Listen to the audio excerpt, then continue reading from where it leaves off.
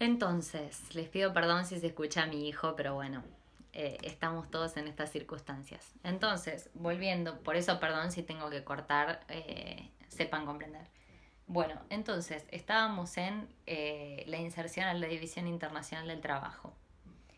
Ustedes fíjense esto que les digo de la complementariedad, que en realidad nuestro aparato productivo no tenía nada que ver con un apéndice agrario, sino que por el contrario había rutas comerciales inclusive que tendían más a un comercio interlatinoamericano o a un mercado interno que fueron absolutamente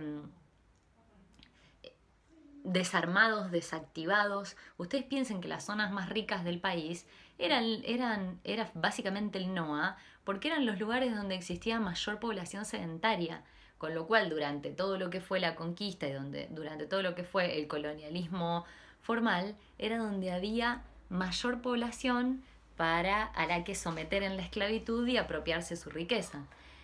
Marcelo siempre dice que Buenos Aires en este sentido, y lo ven en el documento anterior de cuando empieza la historia argentina que le subí, era una zona completamente periférica, dedicada exclusivamente al contrabando, que eso habla de lo periférica que era, que los ingleses incluso decían la pandilla del barranco, porque no servía ni para Puerto Buenos Aires, porque tenía barro.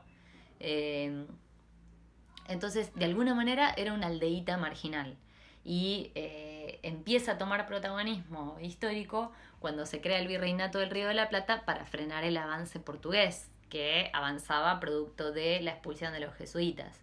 Con lo cual, la historia mitrista va a tomar el punto de protagonismo de Buenos Aires y es una de las características fundamentales de la historia. Ahora lo vamos a ver. Pero lo que quería decir era que la complementariedad económica no existía. No es que nuestro aparato productivo era una granja, sino que la granja se construyó, ¿no? Se construyó un aparato productivo que de alguna manera haga más rentable la producción de materias primas y el depósito de esas materias primas en el mercado internacional, dominado fundamentalmente por las potencias hegemónicas, pero sobre todo por Gran Bretaña. Y para esto voy a citar a otro autor que me parece muy interesante, que también es Abelardo Ramos, perdón, creo que fue Carpaña el anterior, que dice, y ya estamos hablando de uno de los elementos que es población. Dice, la política de exterminio llevada a cabo por Mitre a partir de 1862 modificaría radicalmente la estructura económica y social argentina. No solo son arrasadas militarmente en la década de 1853-1863, las provincias de Catamarca, La Rioja y Tucumán mantenían un intenso tráfico con Copiapó y Valparaíso en el país trasandino, exquisitos vinos y licores superiores a muchos europeos, lo mismo que trigo, minas de explotación en Famatina de oro y plata, producidos en las provincias nombradas, habrían para ellas excelentes perspectivas. Catamarca exportaba mercaderías a Bolivia. El trazado de los ferrocarriles ingleses quiebra las rutas históricas del comercio interlatinoamericano, arroja a numerosos pueblos a la decadencia y a la despoblación, invierte el movimiento económico hacia el litoral y desvincula entre sí las relaciones comerciales interprovinciales. Es decir, de alguna manera las incipientes industrias de tejido y los incipientes mercados y rutas económicas interlatinoamericanas e interprovinciales, ¿no? Hablando del mercado interno, son absolutamente destruidas con la inversión del capital inglés concentrado en las áreas extractivas de la economía. Es decir, de cómo sacar la mayor ganancia para que el aparato productivo produzca materias primas y las depositen en el mercado internacional. ¿Acaso la red embudo de ferrocarriles, que hoy a nosotros nos parece una perogrullada, pero que cuando Scalabrini Ortiz denuncia eso, realmente era algo tan subrepticio y tan desconocido? ¿Por qué?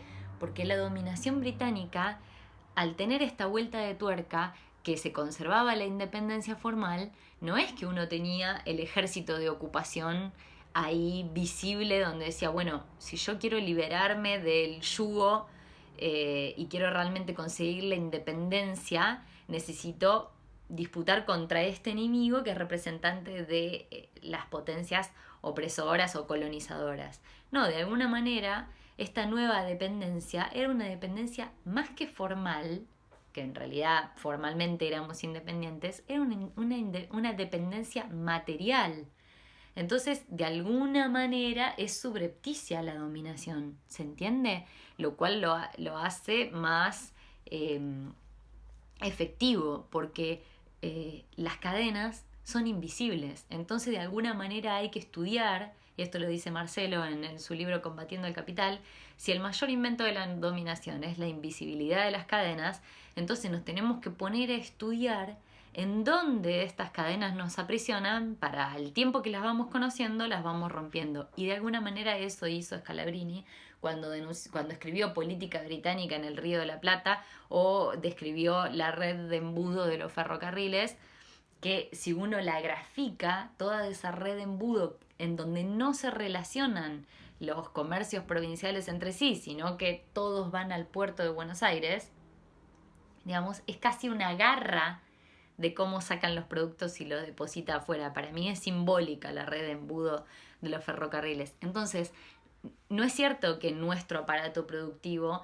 era complementario y en los costos comparativos de David Ricardo a nosotros nos productivamente era más fácil producir materias primas y depositarlo en el comercio, en el mercado mundial, y para ellos que eran vanguardia de la industrialización, entonces vendernos productos manufacturados. No, esa aparente complementariedad económica, esa estructura productiva de apéndice agrario, se construyó específicamente con la consolidación del poder de la oligarquía terrateniente, con la actuación del puerto de Buenos Aires. Se construyó eso que llamaron el granero del mundo, que en realidad era una granja de Gran Bretaña, una dependencia más de servicio del imperialismo británico, como en la frase de Gibbons, ¿no? Uno de los sectores más de influencia económica de Gran Bretaña durante la primera etapa del imperialismo, que va a tener un curso ascendente hasta la crisis del 29-30.